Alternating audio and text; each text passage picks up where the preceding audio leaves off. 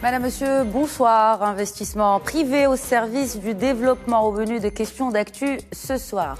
Alors que l'investissement public bat de nouveaux records en 2022 au Maroc, plus de 24 milliards de dollars, soit 20% du PIB. Quid de l'investissement privé?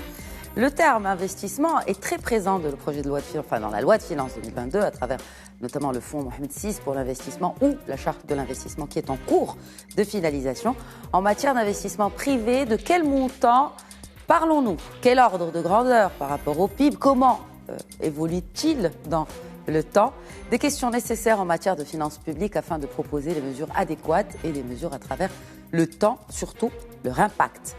Le Maroc, à travers son nouveau modèle de développement, accorde une grande priorité à l'investissement privé. Le Royaume ambitionne en effet de doubler la part relative de l'investissement privé pour atteindre les 2/3 des investissements à l'horizon 2035. Comment alors financer ces investissements de développement? Quel cadre idoine des partenariats publics-privés? Réponse dans cette émission. Et dans une perspective continentale cette fois, selon la Banque africaine de développement, chaque année, l'Afrique doit faire face à un déficit de financement des infrastructures qui atteint 108 milliards de dollars. Comment alors mobiliser surtout les gouvernements à attirer le secteur privé dans le financement de ces infrastructures?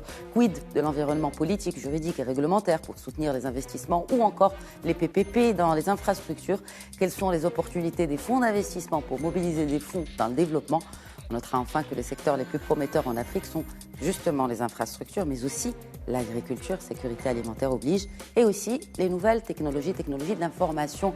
En tout cas, beaucoup de questions autour de ces thématiques de l'investissement privé dans le développement. Ce sont des questions que nous allons discuter en compagnie de mes invités ce soir dans Questions d'actu. Alice Diré, bonsoir. Bonsoir. Vous êtes directeur général de l'investissement et du climat des affaires au ministère de l'Investissement, de la Convergence et de l'évaluation des politiques publiques. Bienvenue à vous sur ce plateau. Merci. En face, j'ai le plaisir également de recevoir le directeur général d'Infraco Africa. Bonsoir Gilles Vess. Bonsoir. Donc juste pour décrire un peu Infraco Africa, c'est une partie du Private Infrastructure Development Group, un fonds privé fondé par des gouvernements. Correct. En l'occurrence celui du Royaume-Uni, des Pays-Bas et de la Suisse. Absolument. Bienvenue sur le plateau de Questions d'actu. Merci beaucoup. Alors, justement, on va commencer par l'Afrique. Alors, les besoins d'investissement sont en évolution.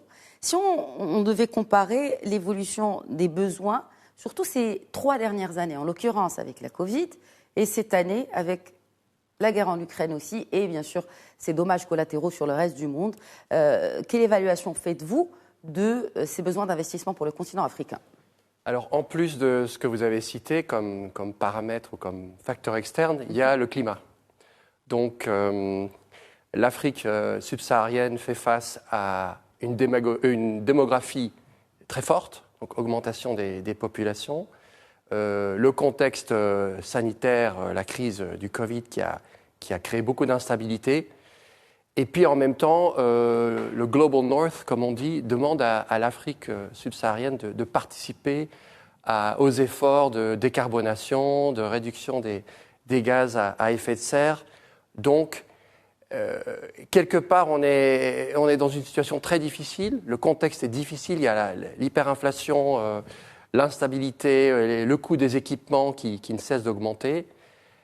Et malgré tout, il faut que dans les 10 prochaines années, des efforts colossaux soient faits en matière d'infrastructure et en particulier autour du climat. Donc c'est un challenge d'une envergure qu'on ne saurait sous-estimer. Alors, quand vous parlez, c'est intéressant, du Global North, oui, c'est vrai qu'on demande, mais aussi l'un des facteurs que vous avez évoqué, exogène en l'occurrence, c'est celui de l'aide. Enfin, on ne l'appellera pas ainsi, mais en tout cas des aides au développement et des fonds qui sont normalement, dans les temps moins incertains, débloqués pour l'Afrique, ils ont aussi baissé. Donc ça joue un peu en défaveur aussi des budgets qui sont débloqués pour les projets de développement ou d'infrastructure en partie. C'est ça, donc comme l'indique le nom du Private Infrastructure Development Group, la thèse du Private Infrastructure Development Group, qui est financé par des gouvernements, c'est que le développement des infrastructures et du business doit se faire par le secteur privé. le problème, c'est que dans beaucoup des pays d'Afrique subsaharienne où nous sommes actifs, le couple risk-reward est risque-rentabilité. Risque-rentabilité est déséquilibré. C'est-à-dire qu'il y a des projets, il y a des excellents projets, il y a des excellentes opportunités, il y a surtout des besoins. Mais les entrepreneurs qui lancent ces projets, parce que souvent le gouvernement, le secteur public est absent ou faible, ces entrepreneurs n'arrivent pas à trouver le capital risque pour lancer leurs entreprises. Et c'est là où des organisations comme la nôtre, avec du funding de gouvernement, donc on appelle ça un peu le blended finance, c'est-à-dire aider à soutenir, disons, la rentabilité des projets, essayer d'aider les entrepreneurs. C'est là où cette aide au développement joue un rôle très important. Très bien. Nous allons revenir en détail sur justement ces coûts initiaux plutôt élevés qui concernent les infrastructures, mais pas que. Ce sont là les freins liés à la rentabilité que vous avez évoquée et surtout la rentabilité qui s'étale sur de longues périodes quand il s'agit d'infrastructures. Passons au cas Maroc. On va zoomer un peu dans notre continent. Alice Diré, donc vous êtes directeur général de l'investissement et du climat au sein du ministère en charge justement de l'investissement. Au niveau national, quelles sont les estimations des besoins en investissement de développement et surtout pour les infrastructures? Déjà, il faut savoir et rappeler, et vous l'avez fait en introduction, que le Maroc a fait des efforts colossaux en matière d'investissement pour équiper le royaume. On sort de 20 ans avec un investissement massif de la part du public pour essayer de créer, de doter le Maroc de moyens idoines, vous l'avez rappelé, pour essayer justement d'être une terre d'accueil d'investissements étrangers, pour donner et impulser la dynamique de l'investissement privé national. Et donc, quand on regarde les chiffres qui ont été présentés par le rapport sur le nouveau modèle de développement, on voit que en fait, cette situation n'est pas durable, ne peut pas être durable si l'objectif, qui est celui qui a été fixé par le gouvernement, est de créer de l'emploi pérenne. Alors si on regarde aujourd'hui le rapport relatif, vous l'avez précisé au démarrage, on est à 1/3 d'investissement privé, 2/3 d'investissement public. Et en fait, nous, notre objectif, c'est simplement d'inverser cette tendance-là, de passer à 2/3 d'investissement privé, 1/3 d'investissement public. Et ça, sans pénaliser pour autant la dépense en infrastructure du royaume. On va continuer d'investir. Il y a des grands plans qui ont été annoncés, notamment au niveau ferroviaire. Il y a la création de nouveaux ports également. Il y a la création de lignes d'autoroutes additionnelles. Donc en fait, la dépense va perdurer puisqu'elle va accompagner la croissance du royaume. Mais il va falloir que le secteur privé joue un rôle davantage prépondérant dans le développement de ces infrastructures. Donc pour répondre à votre question, la dépense va continuer, le trend, y compris en infrastructure, va se maintenir. Il faut simplement que le ratio change au cours du temps. Et donc, est-ce qu'on a une idée justement sur ce ratio, sur les estimations de ce ratio, de l'apport que devrait avoir le secteur privé en termes de besoins de financement? Aujourd'hui, les premières estimations se basent sur un historique. Quand on regarde les études qui ont été faites sur l'investissement, on était à peu près à 320 milliards de dirhams d'investissement total, y compris la part de l'investissement des ménages. Quand on regardait, si on zoome sur ces chiffres-là, les derniers chiffres disponibles qui sont ceux de 2019, on a près de 84 milliards qui sont portés par l'investissement privé hors investissement des ménages et près de 149 qui sont portés par le public. Donc on est dans les 75-25%. C'est ça. Alors, justement, j'ai posé la question à Gilles Vasse sur le contexte Covid. Comment se porte l'investissement privé domestique aujourd'hui au Maroc, alors que, on peut le dire, Covid est derrière nous? Parce que pendant l'année 2021, les chiffres étaient en berne, et puis l'essentiel même des besoins en financement n'allait pas vers l'investissement, mais plutôt allait pour renflouer les caisses et pour tout simplement garder l'entreprise en vie. Est-ce que les choses ont évolué depuis? Est-ce que ça s'est arrangé? On va juste nuancer un petit peu parce qu'il y a quand même une forte résilience de l'économie nationale et de l'investissement aussi pour essayer justement d'adresser les challenges de la pandémie. Donc on a quand même vu un certain nombre d'investissements se maintenir et on l'a même vu au niveau de l'investissement international. On a une progression, on a une hausse des IDE sur la période. Maintenant, si on revient à l'investissement privé, On a annoncé des chiffres. Vous avez vu depuis le démarrage de ce nouveau gouvernement, le chef du gouvernement a présidé une commission des investissements par mois, justement pour accélérer l'accompagnement de l'État aux investissements qui sont faits, y compris par des investisseurs nationaux. Et là, on a quand même enregistré sur la période, en près de 6 mois, on a fait 5 commissions des investissements, et pour un montant total de plus de 33,4 milliards de dirhams d'investissement pour plus de 14 000 emplois créés. Donc ça vous montre quand même qu'il y a une dynamique positive. Les gens ont envie d'investir, l'État va les accompagner, et la fréquence d'organisation de ces commissions de l'investissement qui a été voulue par le chef du gouvernement montre clairement que la priorité de ce gouvernement, c'est l'accompagnement de l'investissement. On verra comment plus tard, avec des exemples concrets. Alice Diré. Bon, Gilles Vest, donc, je parlais dans mon introduction d'une répartition de l'investissement privé en Afrique.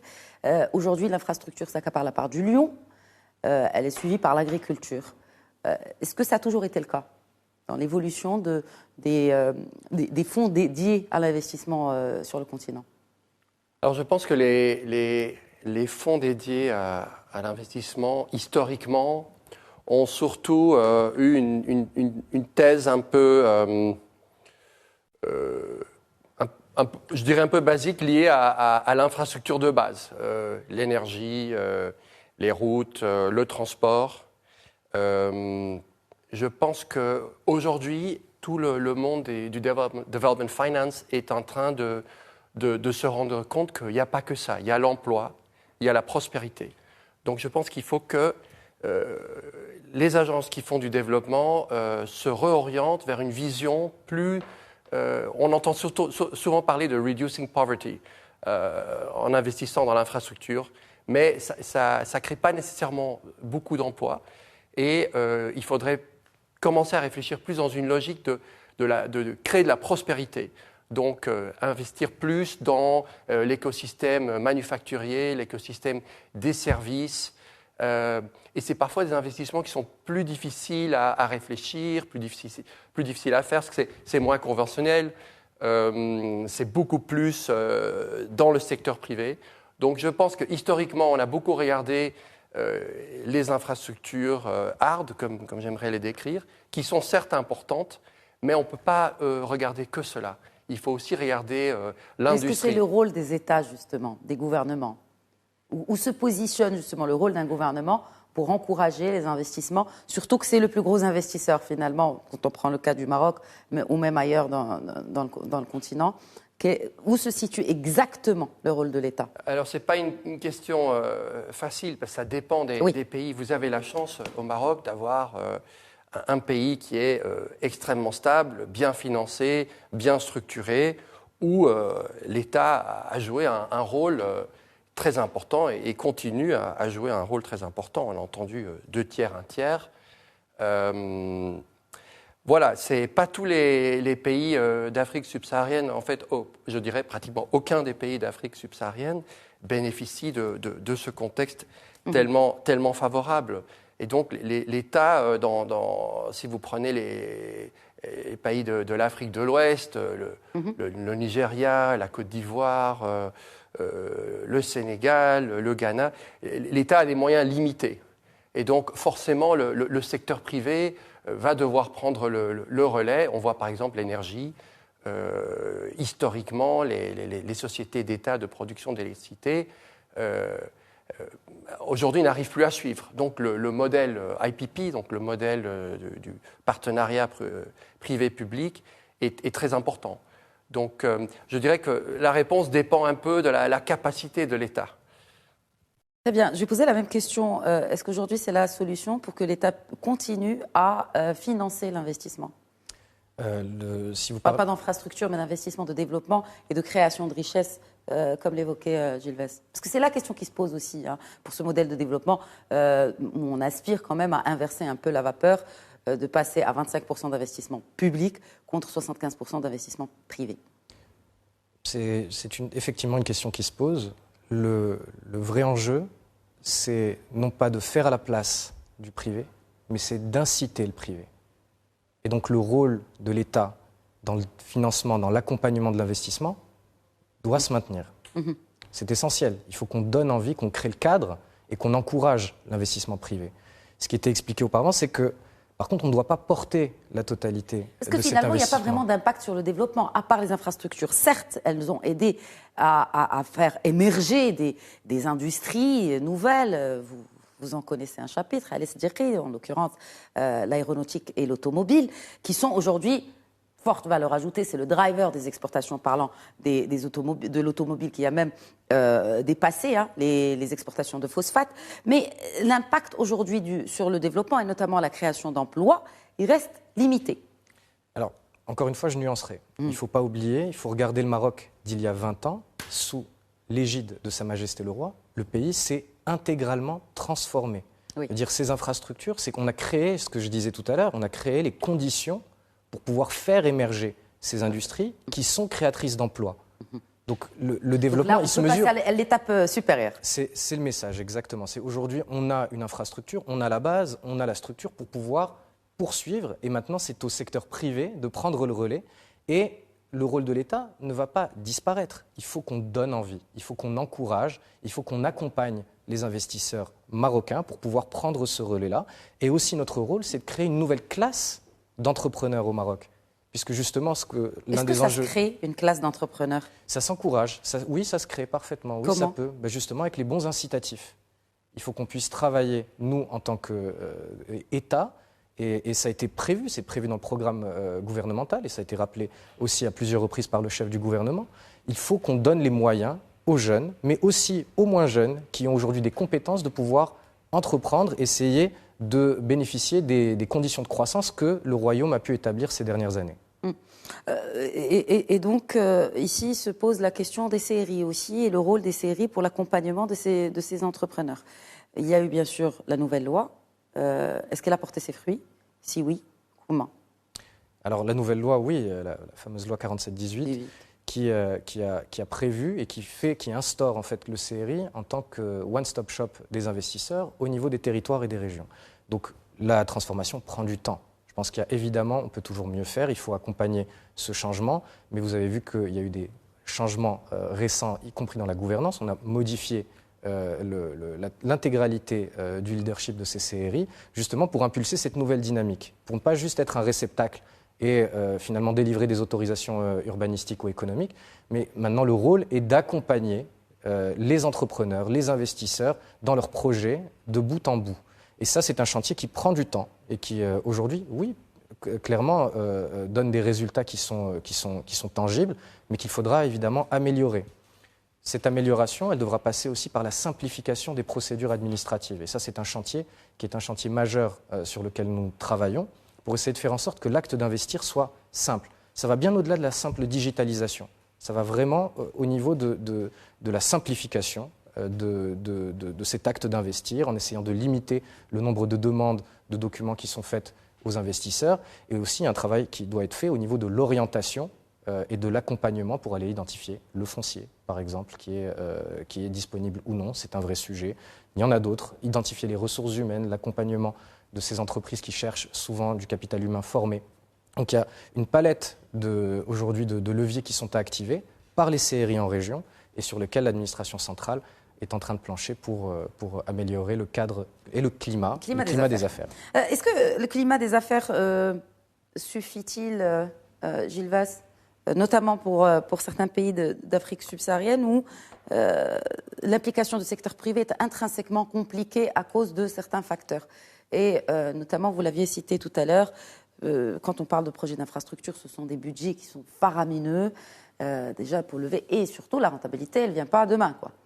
Ce n'est pas une industrie, ce n'est pas une usine qu'on met en place et qui commence déjà à donner, n'est-ce pas, à faire du chiffre d'affaires, tout simplement.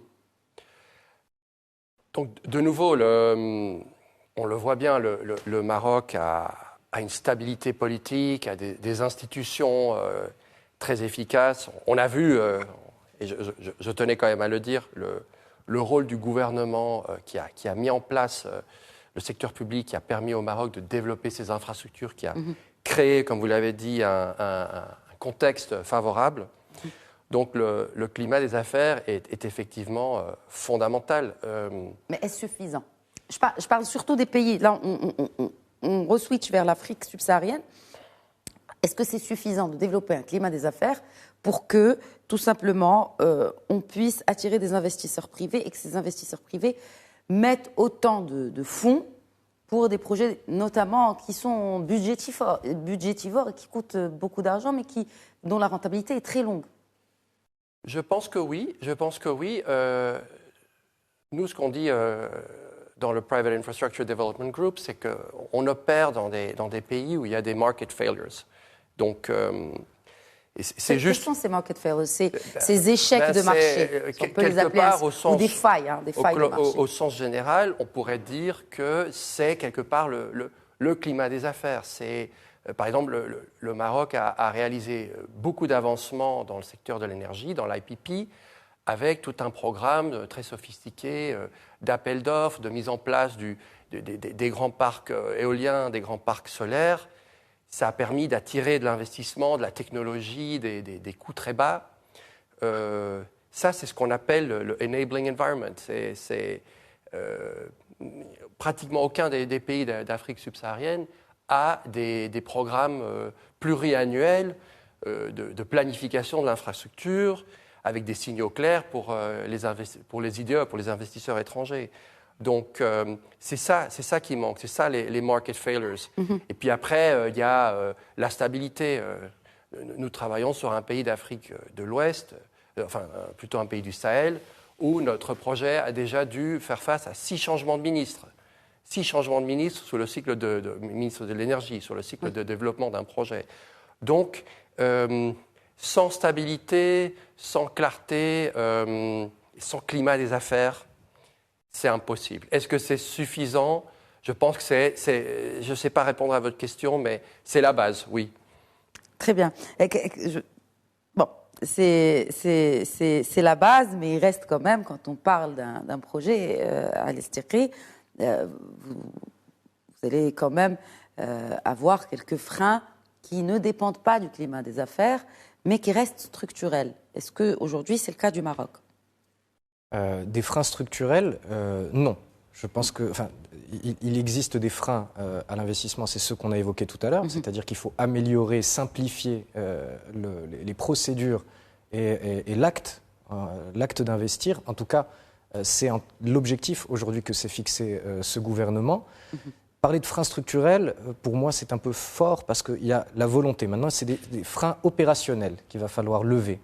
Pour moi, sur cet accompagnement. Par exemple, quand vous regardez le cadre, c'est que, par exemple, quand il n'y a pas d'écosystème, de réel écosystème digital, et en sachant, par exemple, qu'en Afrique, la tech rafle 81% des investissements, c'est un frein structurel.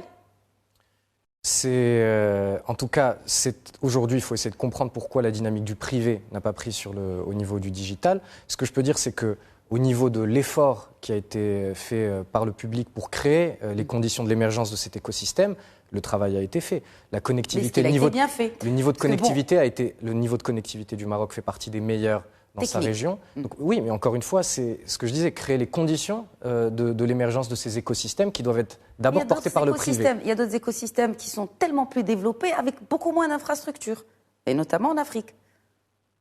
Oui, mais encore une fois, je dis, on n'est pas en train d'essayer de remplacer le privé sur ce volet-là. On a créé des conditions d'émergence. Donc peut-être que la question que vous posez, c'est celle sur l'éducation, les formations. Il y a aujourd'hui des efforts qui ont été consentis par des grands opérateurs comme OCP pour créer des institutions qui veulent former des tech entrepreneurs avec des gens qui développent le code. Il y a certainement des facteurs qui expliquent qu'il y a l'écosystème technologie ou high-tech ou de start-up au Maroc ne se développe pas. Je pense que c'est en lien aussi avec le capital investissement ou le capital risque qui est un enjeu, mais ce sont des enjeux du privé. Je pense que nous, point de vue de l'État, les efforts qui sont ceux d'essayer d'accompagner, d'être accommodants dans l'émergence de ces écosystèmes tech, comme vous les avez définis, ont été faits. Il y a une agence du développement digital qui avait été créée justement pour essayer d'encourager, pour lancer des appels à projets qui pourraient être portés par des entreprises privées et des start-up. Il y a aujourd'hui le CDG qui est quand même fonds de pension public qui a mis en place des initiatives pour essayer de financer justement des start-up et des projets de start-up. Donc avec nos moyens, l'État, l'État essaie de créer ces conditions d'émergence. Après, vous devez avoir certainement d'autres facteurs, peut-être la langue, peut-être le développement ou l'infusion de ces technologies ou de ces nouvelles technologies au sein de la société marocaine. Est-ce que les nouvelles technologies font partie aussi de stratégies d'investissement Oui, absolument, oui, bien sûr, bien sûr. Le volet digital numérique en tant que tel ou l'outsourcing offshoring qui a un lien direct avec les technologies du digital. Peut-être quelques bullet points sur ça. Alors, c'est le cadre global qui est celui de la charte de l'investissement que vous aviez évoqué en introduction. Cette charte-là vient aujourd'hui accompagner les projets d'investissement, qui sont dans un ensemble de secteurs. Et ces secteurs sont transverses et comportent, comme je le disais, le digital, le numérique, avec de l'aide directe à l'investissement.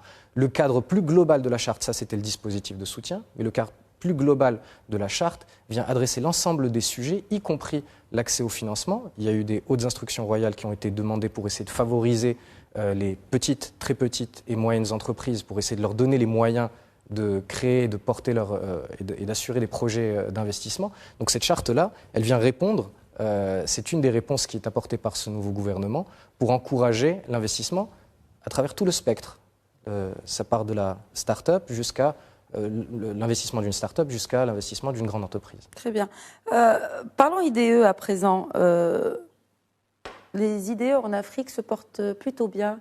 Qu'est-ce qui a fait selon vous cette évolution d'investissement direct étranger qui est vraiment une évolution conséquente, 147% en 2021 sur une année. Pourquoi ?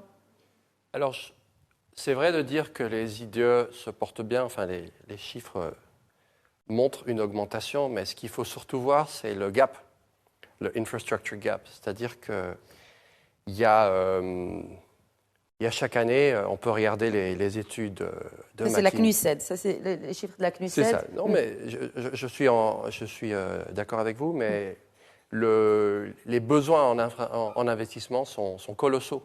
Donc, c'est vrai que quand on démarre, disons, d'un niveau relativement bas, la croissance est forte, mais quand on voit qu'il faut 150 milliards de dollars par an d'investissement additionnel en infrastructure, quand on voit que le taux moyen d'électrification, vous avez de la chance, vous êtes au Maroc, le taux moyen d'électrification est de 99%.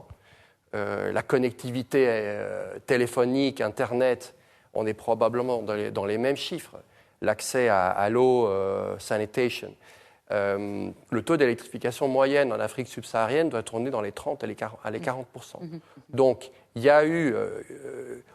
L'Afrique est perçue comme une terre d'avenir, croissance démographique, the next blue ocean pour les investisseurs, mais il y a encore énormément, et justement, on en revient au climat des affaires, aux freins structurels à l'investissement, problème de stabilité politique.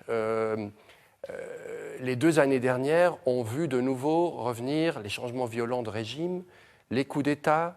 Donc, je ne dirais pas que la situation est optimale. Et il y a encore énormément de travail à faire. Même si on voit que ces chiffres sont en nette progression, ce n'est pas très optimiste pour l'avenir de l'investissement en Afrique. Non, je ne veux pas être pessimiste. De nouveau, l'Afrique, pour le reste du monde, et surtout pour l'Europe, quelque part, l'avenir de l'Europe et de l'Afrique sont intimement liés. Et il faut absolument que la transition démographique, la transition économique, la transition sociale de l'Afrique soit réussie. C'est important pour tous, pour le Maroc aussi. Tout le monde a compris que ce sont des marchés de croissance, mais il faut que le contexte pour le secteur privé s'améliore beaucoup. Il y a encore beaucoup de progrès à faire. Il y a beaucoup de progrès à faire pour le secteur privé en termes d'investissement au Maroc, notamment sur le secteur des énergies renouvelables. On va y revenir parce que c'est un sujet très important, d'autant plus qu'aujourd'hui, l'énergie, c'est le nerf de la guerre, pour ne pas faire de mauvais jeux de mots, en l'occurrence avec la guerre en Ukraine. Mais en parlant des IDE, comment se portent les IDE à l'Estrie ? La tendance est-elle aussi importante que sur le reste du continent, sachant que selon les mêmes chiffres de la CNUSED, eh bien, les IDE destinés à l'Afrique du Nord les chiffres sont négatifs. Alors quand on regarde, nous, les chiffres qui sont transmis par l'Office d'échange, on est aujourd'hui, en comparant les chiffres à fin mars, on a une augmentation de près de 56% du flux net d'IDE. Donc les IDE se portent bien. Quand on compare sur l'année 2020-2021, là encore, on a une progression de plus de 20%. Donc ça, c'est... Effet Covid oblige. Effet Covid, certes, mais en tout cas, ça veut dire quand même que post-Covid, il y a eu d'autres freins à l'investissement, des incertitudes qui sont encore là, mais l'investissement continue d'arriver. Dire que c'est effet Covid, mais le Covid et ses effets ont continué sur l'année 2020, fermeture des frontières, complications de déplacement, etc. Mais le Maroc attire encore les investisseurs étrangers, et toujours, puisqu'on le voit, ça continue d'augmenter. Pour moi, le principal fait de l'attractivité du royaume, c'est encore une fois sa stabilité. Ça a été rappelé par un observateur objectif, c'est le fait qu'on a une vision. On sait où est-ce qu'on doit aller, on a un cap qui a été clairement identifié par Sa Majesté, qui est celui du développement pérenne, durable et créateur d'emplois. Et donc nous, en tant qu'État, on accompagne cette dynamique-là et c'est bien perçu par les investisseurs étrangers qui continuent de développer les écosystèmes, qui sont à la fois des écosystèmes que vous avez cités tout à l'heure. L'automobile continue de croître, malgré le ralentissement qu'il y a au niveau de la consommation de véhicules thermiques. L'aéronautique, qui est en train de connaître un regain de croissance, puisqu'il y a un effet de rattrapage, comme vous l'avez dit, mais le Maroc a finalement pu bénéficier de cette période de remise en cause, de remise en question des schémas de production. Et puis là, il y a un effet, il ne faut pas oublier, qui est très important au niveau des industries pharmaceutiques, avec des nouvelles stratégies qui sont celles de la proximité, de la relocalisation. Il y a aussi une expression qui a été récemment utilisée, qui est celle du friend shoring, c'est-à-dire vraiment essayer d'arriver et de travailler avec des partenaires qui sont des partenaires sur lesquels on est aligné à la fois culturellement et politiquement pour essayer de créer des conditions de marché de production efficaces. Donc tous ces facteurs-là expliquent que le Maroc continue d'attirer. Et quand on regarde et quand on se compare dans cette région-là, on voit des pays qui sont des concurrents traditionnels qui ont des problèmes d'instabilité monétaire, ce que le Maroc n'a pas. On voit des pays qui ont des problèmes démographiques qui font qu'ils ont du mal à trouver les ressources humaines pour pouvoir attirer des investisseurs, ce qui n'est pas notre cas non plus. Donc on est naturellement un candidat à l'investissement, à l'attraction des investissements étrangers qui est majeur dans sa région, c'est clair. Et la proximité évidemment avec nos partenaires européens aide beaucoup. Et les enjeux actuels que vous avez rappelés, le contexte, fait que le Maroc est l'une des destinations phares pour ces investissements étrangers. Donc, qu'en est-il de l'investissement marocain à l'étranger, et notamment en Afrique? Est-ce que la tendance reste aussi importante qu'elle le fut il y a quelques années? Parce que certains observateurs ont tout simplement mis en exergue le fait que le secteur privé n'a pas suivi finalement les locomotives, à savoir les banques et les telcos, sur l'Afrique subsaharienne en termes d'investissement. C'est partiellement vrai. Je pense que le potentiel n'a pas encore été transformé alors qu'il y a encore effectivement de nombreuses opportunités dans d'autres secteurs. Mais on a aussi le secteur de l'industrie pharmaceutique qui a commencé à se développer en Afrique occidentale. On a, vous l'avez rappelé, un réseau bancaire qui fait que c'est un accompagnateur pour ces entrepreneurs marocains. On a la construction et le BTP qui est très présente dans les pays d'Afrique francophone, d'Afrique occidentale. Donc la tendance aujourd'hui se maintient. On a près de 60% de l'investissement étranger marocain qui est réalisé en Afrique. Le Maroc reste le deuxième investisseur africain dans son continent et le premier en Afrique occidentale. Donc on a quand même des voyants qui sont ouverts sur la relation d'investissement entre le Maroc et ses partenaires en Afrique subsaharienne. Et je pense que ça va continuer d'être encouragé. Aujourd'hui, on est doté encore une fois, d'un ensemble d'outils qui sont au service de la stratégie d'internationalisation à partir du Maroc. Est-ce que ces outils, pour un entrepreneur, sont accessibles? Si oui, un exemple concret, par exemple, d'accompagnement pour investir justement dans ces pays. Voilà. Aujourd'hui, vous avez raison de citer quels outils vont être à la disposition. C'est aujourd'hui le travail qui est fait dans le cadre de cette charte des investissements. Il y a un dispositif qui est prévu spécifiquement pour adresser ce qu'on appelle les IDME, les investissements directs marocains à l'étranger. Et ça sera évidemment vers des marchés naturels qui sont ceux d'Afrique subsaharienne. Donc le dispositif est en cours de développement. Quand je parlais d'outils qui sont à la disposition, vous avez raison, je parlais du hub, d'un hub comme CFC, qui aujourd'hui est utilisé comme tremplin pour pouvoir rayonner sur l'Afrique. Mais si vous parlez des plus petits entrepreneurs, aujourd'hui, le premier levier pour ces entrepreneurs, c'est le réseau bancaire, en fait, au Maroc. Parce que vous avez à la fois accès au financement par des banques qui connaissent le tissu entrepreneurial local marocain, qui peuvent faire le relais dans ces pays-là, et puis aussi c'est un ensemble de données, de connaissances pays, qui sont à la disposition de ces entrepreneurs. Très bien. Vous avez parlé de CFC. Gilles Vasse, pourquoi CFC? Pourquoi le Maroc? Pour implanter justement une antenne de PIDG, du groupe PIDG. Et justement, donc, d'abord, j'ai eu le plaisir de vivre et de travailler au Maroc pendant plusieurs années, dans une autre phase de ma carrière. Donc, j'avais déjà vu le Maroc et toutes les qualités qui ont été évoquées. Donc nous avons été historiquement très actifs sur l'Afrique anglophone, l'Afrique de l'Est, puisque un des gouvernements qui nous soutient, c'est l'Angleterre, donc avec les liens historiques. Et on s'est dit, mais il y a une autre moitié à l'Afrique, il y a une moitié francophone, une moitié occidentale.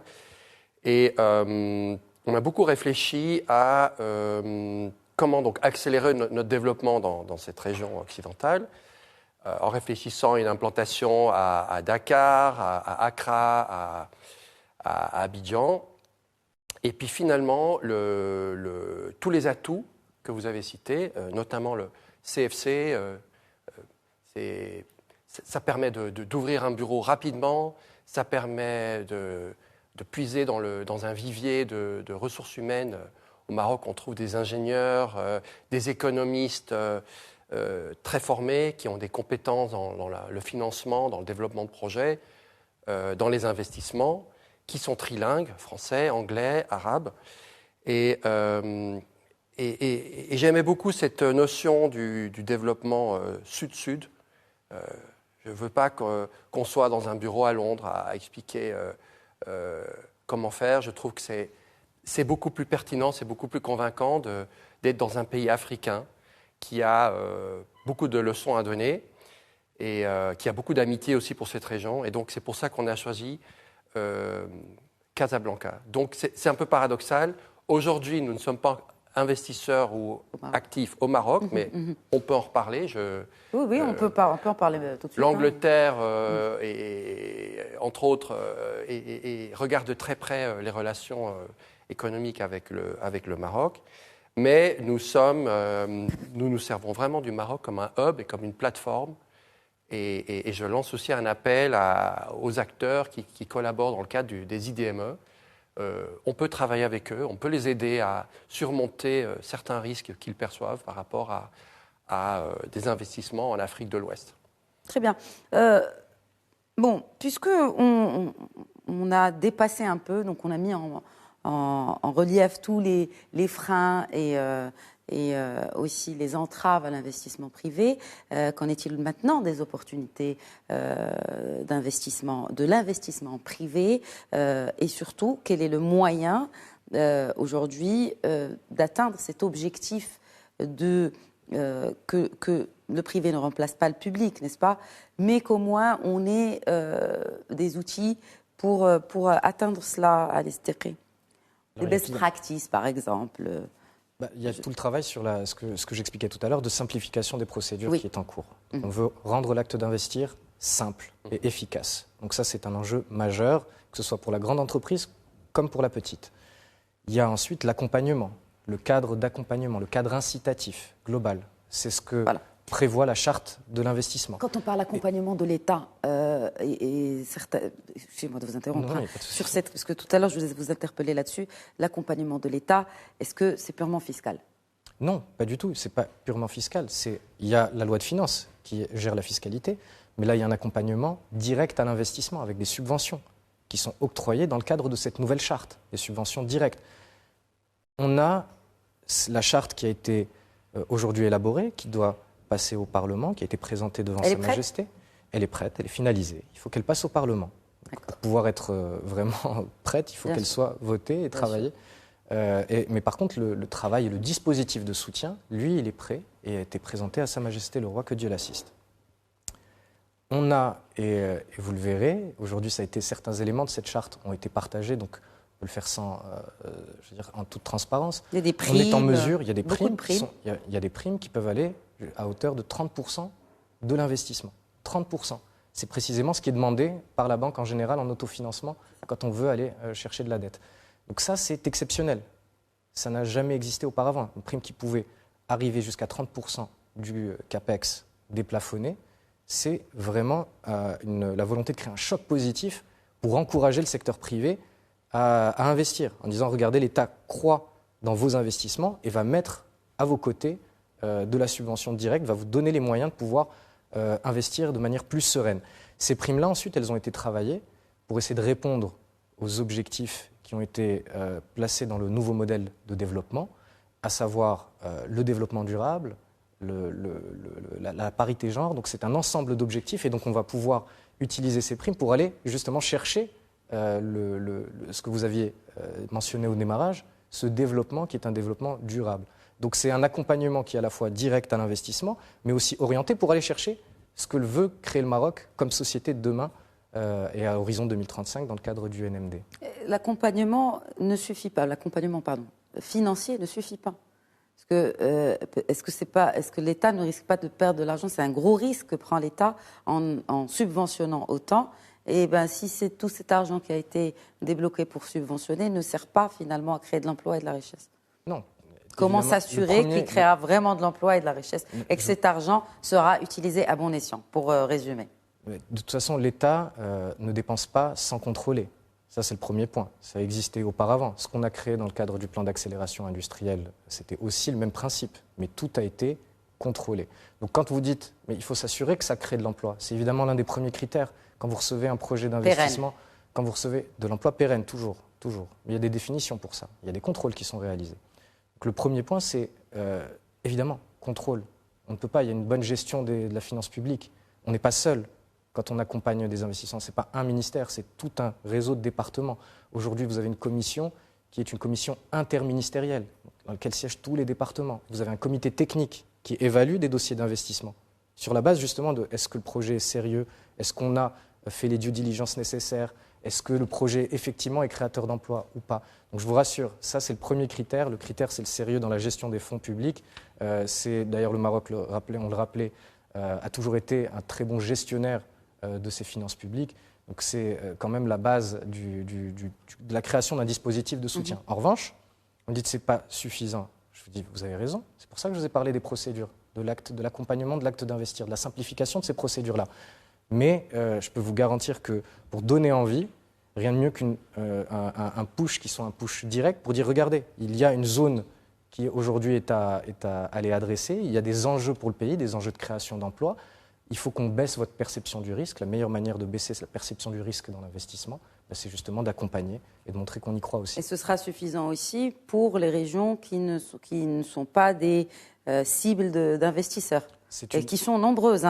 Sur les 12 régions, il y en a beaucoup. Merci de le souligner. Oui. Si on ôte les 3 ou 4 régions principales, il en reste 8. Ça ne tire pas grand monde, quoi. Bien, vous avez raison de souligner ce point-là. Ce qui existait dans des dispositifs précédents, c'était de l'accompagnement pour aller chercher de l'emploi. Aujourd'hui, on a réussi, dans le cadre de cette nouvelle charte, à proposer un dispositif qui soit territorialisé. On va essayer d'appuyer en priorité les régions qui en ont besoin, sur la base des indicateurs de développement socio-économique. Donc on a une catégorisation de ces différentes provinces pour essayer d'accompagner celles qui sont plus en souffrance.